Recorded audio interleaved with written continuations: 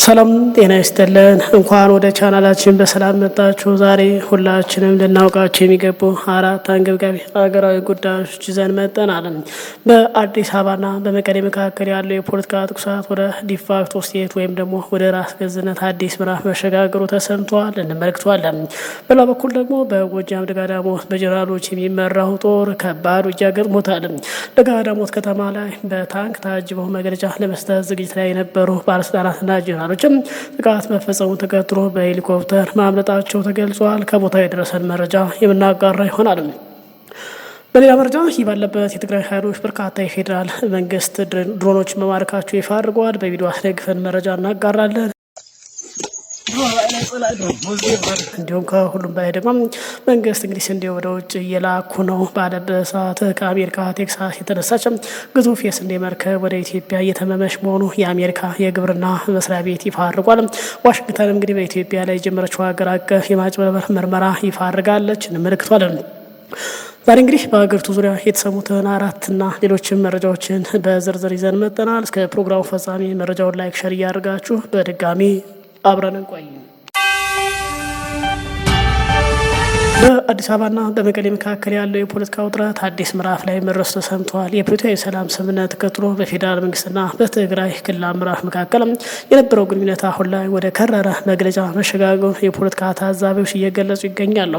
በትግራይ በኩል ዲፋክቶ ስቴት ወይም ደግሞ የራስን አስተዳደር ይበልጥ ወደ ማጠናከር የሚያመሩ አዳዲስ የውስጥ ውይይቶች መጀመራቸው ሲሰማም፣ በፌዴራል ደረጃ ደግሞ በመንግስት መገናኛ ብዙኃን በኩል አዳዲስ ዘጋቢ ፊልሞች መዘጋጀት ጀምረዋል።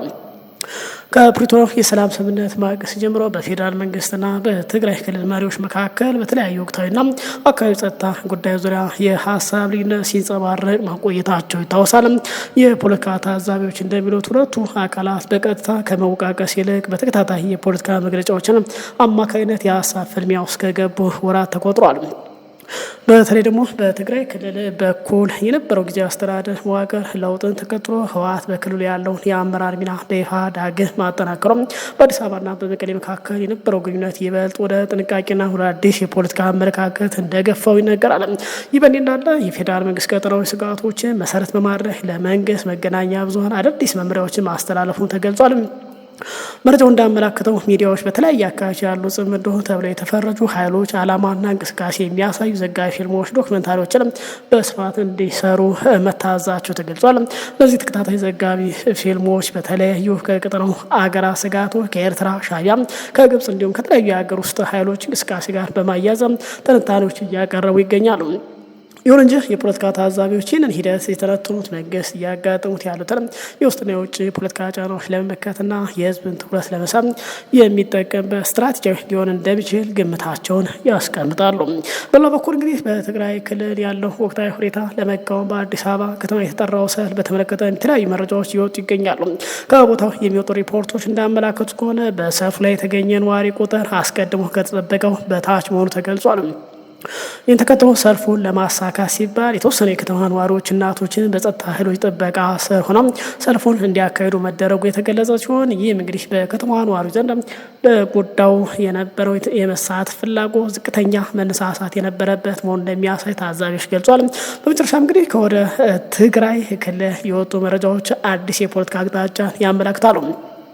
በቅርቡ እንግዲህ ስልጣናቸውን ይበልጥ ያጠናክሩት የህወሓት ከፍተኛ አመራር ባካሄዱት ተከታታይ ስብሰባ ክልሉን ልክ እንደ ሶማሌላንድ አይነት ወደ ራስ ገዝነት ወይም ደግሞ ዲፋክቶ ስቴት የመቀየር ሂደት ላይ ትኩረት አድርጎ መስራት ስለሚገባው ጉዳይ መመሪያ ማውረዳቸውና ውይይት ጀምረዋል ተብሏል።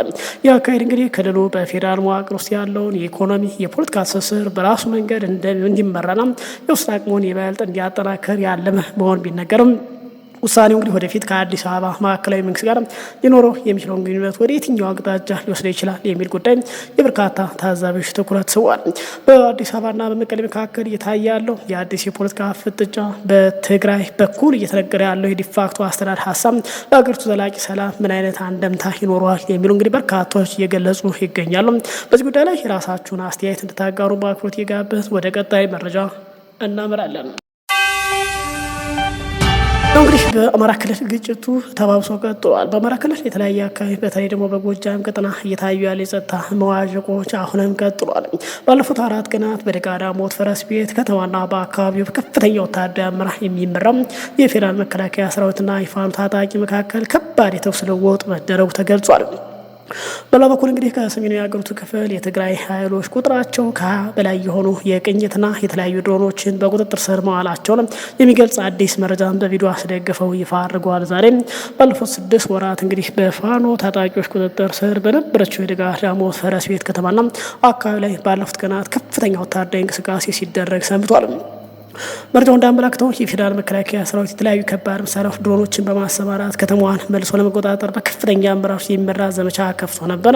በዚህ ቀጠና የተሰማራው ኃይል እንግዲህ በከፍተኛ የጦር መኮንን የሚመራ ሲሆን ከነዚህ መካከል የቀጠናው ኮማንድ አዛዥ የምስራቅ እዝ አዛዥ ሌተናል ጀነራል መሐመድ ተሰማ፣ የጎጃም ቀጠና ኮማንድ ዘመቻ ኃላፊ ሜጀር ጀነራል ተስፋዬ ረጋሳ፣ የ302ኛ ኮር አዛዥ ብርጋዴር ጀነራል መላኩ ገላነ እና የ602ኛ ኮር አዛዥ ብርጋዴር ጀነራል ሶፊያን ማመር እንደሚገኝበት የወጡ መረጃ ገልጿል።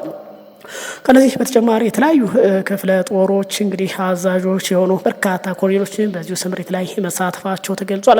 ይህንን እንግዲህ መጠነ ሰፊ ወታደራዊ ኃይል ተከትሎ የመከላከያ ሰራዊትና የአካባቢ የክልል ባለስልጣናት በከተማ በመገኘት መግለጫ ለመስጠት የቁጥጥር ስራቸውን ለማረጋገጥ ሙከራ አድርገው ነበር ተብሏል። ይሁን እንጂ የፋኖ ታጣቂዎች በአካባቢ የነበራቸውን ይዞታ በመጠቀም ከተማዋን ዳግም ለመክበብ መሞከራቸው በሁለቱ ወገኖች መካከል ከባድ መሳሪያዎችን ያካተተ የተኩስ ልውውጥ መጀመሩ የባለሙያዎች ሪፖርት ያሳያል። ይህንን እንግዲህ ድንገተኛ የተኩስ መባባስ ተከትሎ በቦታው የነበሩ ከፍተኛ የጦር መኮንኖች፣ የክልሉ ከፍተኛ ባለስልጣናት የደህንነት ሁኔታውን ለመጠበቅ ሲሉ በአስቸኳይ በሄሊኮፕተር ተነስተው ወደ ደንበጫ ማቅናታቸው ተገልጿል። በአሁኑ ሰዓትም በአካባቢው ያለው ውጥረት ምሽቱን ተባብሶ መቀጠሉ ይዞታዎች የመቀያየር ሁኔታ እየታየ መሆኑን ከስፍራው የወጣው መረጃ ገልጿል። ይህ እንግዲህ በኢትዮጵያ የተለያዩ ክፍሎች ያለው ወታደራዊ ውጥረት በቀጠለበት በአሁኑ ወቅት ሌላው አዲስና ያልተጠበቀ መረጃ የወጣው ከሰሜኑ የሀገሪቱ ክፍል ነው። በትግራይ ክልል የሚንቀሳቀሱ የትግራይ ኃይሎች በሰጡት ይፋዊ መግለጫ ከፌዴራል መንግስት ተልከው የነበሩ በርካታ የቅኝትና የፈንጅ መጣያ ድሮኖችን በቁጥጥር ስር መዋላቸውን ገልጿል። እነዚህ ታጣቂ ኃይሎች ቁጥራቸው ከ20 በላይ የሆኑ ድሮኖች በቁጥጥር ስር ማድረጋቸውን የሚያሳይ ቪዲዮ መረጃ ማጋራታቸው የተገለጸ ሲሆን እነዚህ መሳሪያዎች እንግዲህ ራሳቸውን ነጻ መሬት ብለው በሚጠሩና በመንግስት ድጋፍ በሚደረግላቸው የተለያዩ የውስጥ ኃይሎች እጅ ሊገቡ የነበሩ መሆናቸውን በመግለጫው ላይ ጠቅሷል። ይህ እንግዲህ ክስተት በቀጠናው ባለው የኃይል አሰላለፍ በፌዴራል መንግስትና በትግራይ መዋቅሮች መካከል ባለው የደህንነት እምነት ላይ አዲስ ጥያቄ እያስከተለ ይገኛል ሲሉ ገልጸዋል። ሌላው እንግዲህ መንግስት እንዴ ከሀገር አልፎ ለውጭ እየላከ መሆኑን በገለጸበት ሰዓት ከአሜሪካ ከባድ መርዶ ደርሶታል። በአገሪቱ እየታዩ ያለው የኑሮ ውድነት፣ የዋጋ ግሽበት በዜጎች የዕለት ተዕለት ህይወት ላይ ከባድ ጫና እየፈጠረ ባለበት በዚህ ወቅት ከወደ አሜሪካ የተሰማ አንድ አዲስ መረጃ ይፋ ሆኗል። የመንግስት ከፍተኛ ባለስልጣናት ኢትዮጵያ በስንዴ ምርት ራሷን መቻሏን ወደ ውጭ መላክ መጀመሯ በተደጋጋሚ ቢገልጹም በተለይ ደግሞ ከሂውስተን ቴክሳስ ተነስታ 47,000 ሜትሪክ ቶን የአሜሪካ ስንዴ ነው ማሽን ላይ ጫነች ታላቅ መርከብ አሁን ወደ ኢትዮጵያ በመጓዝ ላይ መሆኑ ተገልጿል። የኢኮኖሚ ማሻሻያ እርምጃውና የውጭ ምንዛሬ ተመንን ተከትሎ በሀገሪቱ ውስጥ ያለው የኑሮ ውድነት የሸማች ጫና በከፍተኛ ሁኔታ ማደጉ ይታወቃል። ቀደም ባሉት ዓመታት በአነስተኛ ዋጋ ይገዛ የነበረ የዕለት ተዕለት የዳቦ ዋጋ አሁን ላይ በከፍተኛ ሁኔታ ማገርሸቱ የብዙዎቹን አቅም ፈትኗል ተብሏል። ይሁን እንጂ የመንግስት ከፍተኛ ባለስልጣናት በተለይ ጠቅላይ ሚኒስትር አብይ አህመድ ጨምሮ የግብርና ሚኒስትር ባወጧቸው ተከታታይ መግለጫዎች ኢትዮጵያ ዓመታዊ የስንዴ ምርቷን በከፍተኛ መጠን ማሳደጓን ሀገሪቱ መመገብ የሚያስችል አቅም መፈጠሩ ሲገልጹ ቆይተዋል። ባለስልጣናቱ እንደሚሉት ኢትዮጵያ ላለፉት 4 ዓመታት ለንግድ የሚሆን ስንዴ ከውጭ ማስገባት ያቆመች መሆኗን መንግስት ግን በተደጋጋሚ እየገለጸ ባለበት በዚህም በየዓመቱ ይወጣ የነበረ ወደ $1 ቢሊዮን ገደማ የውጭ ምንዛሬ አድኛለሁ ብሏል። ወደ ሀገር ውስጥ የሚገባ ማንኛውም ስንዴ ካለም ለሀገር ውስጥ ፍጆታ ሳይሆን ለስደተኞች ሰብአዊ እርዳታ ብቻ የሚሆን መሆኑን መንግስት በተደጋጋሚ ሲገልጽ ይደመጣል። ይህ በእንዲህ እንዳለ ግን ከሰሞኑ የወጡ ዓለም አቀፍ መረጃዎች ግን ሀገሪቱ አሁንም በሰብአዊ እርዳታ እህል ላይ ያላትን ጥገኝነት የሚያሳይ ሆኗል። በዋሽንግተን የአስቸኳይ ጊዜ የምግብ እርዳታ መርሃ ግብር ስር ሊበርቲ ግሎሪ የተሰኘው መርከብ ወደ 37,700 ሜትሪክ ቶን የሚጠጋ ማሽላና 9200 ሜትሪክ ቶን ስንዴ በመጫን ከሂውስተን ቴክሳስ ተነስታ በአሁኑ ወቅት እንግዲህ አትላንቲክ ውቅያኖስና የአፍሪካ ደቡባዊ ጫፍ በማለፍ ወደ ምስራቅ አፍሪካ በመጓዝ ላይ ትገኛለች ተብሏል። ይህ የጭነት የመጣው እንግዲህ አሜሪካ የግብርና መስሪያ ቤት ለኢትዮጵያና ለሱዳን እስከ 235 ሚሊዮን ዶላር የሚደርስ አስቸኳይ ጊዜ የምግብና የተመጣጠነ ምግብ እርዳታ ለመስጠት ከካቶሊክ ረድኤት ድርጅት ጋር የመርህ ስምምነት ባደረገ በጥቂት ቀናት ውስጥ ነው። እንግዲህ አጠቃላይ የእርዳታ ጥቅል በከባድ ረሃብና በተመጣጣኝ ምግብ እጥረት ለሚሰቃይ በሚሊዮን የሚቆጠሩ ወገኖች የሚደርስ ከ110 ሺህ ሜትሪክ ቶን በላይ የግብርና ምርትን የሚያካትት መሆኑ ተገልጿል።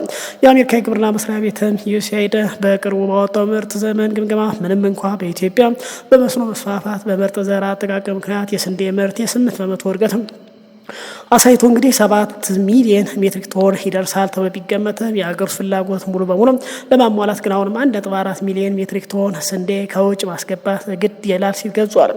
ሪፖርቱ በህዝቡ ቁጥር እድገትና በከተማ መስፋፋት ምክንያት ፍላጎት መጨመሩ ጠቅሶ በአጠቃላይ ከገንዘብ ምንዛሬ መዳከም ከከፍተኛ የግብርና ግብዓት ዋጋ ጋር ተያይዞ ቀጣይነት ያለው የዋጋ ግሽበት ጫና መኖሩን ያሳያል። የኢትዮጵያ ባለስልጣናት የምርት መጠኑ ከ30 ሚሊዮን ሜትሪክ ቶን በላይ መሆን ቢገልጹ እንግዲህ የአፍሪካ ልማት ባንክ፣ የተባበሩት መንግስታት የምግብ ግብርና ድርጅት የአሜሪካ ግን የስንዴ ምርቱ መንግስት ካወጀው መጠን በታች መሆኑን ገልጿል። እንግዲህ ይህ ባለበት አሜሪካ በኢትዮጵያ ጉዳይ አዲስ ምርመራ መጀመሯንም ተሰምቷል።